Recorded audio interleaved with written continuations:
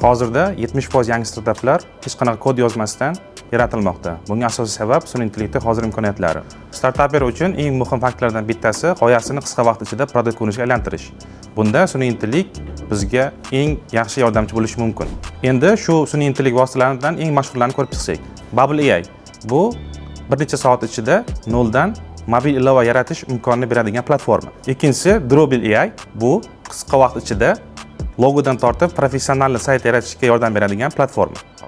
Uchinchisi Mic AI bu platforma orqali siz shaxsiy yordamchidan tortib murakkab ko'rinishdagi platformalarni ham oson yaratishingiz mumkin. Bu platformalardan qanaqa foydalanish mumkin? Birinchi qadam siz sun'iy intellektga prompt, ya'ni buyruq yozib, aynan nima xohlashingizni so'rashingiz kerak. Mobil ilova, veb-sayt yoki murakkab ko'rinishdagi platforma. Ikkinchi qadamda esa tayyor bo'lgan natijani sinab ko'rishingiz kerak. Agar natijalar sizni qoniqtirmasa, yana birinchi qadamga qaytishingiz mumkin. Sun'iy intellekt yordamida g'oyangizni jonlantiring.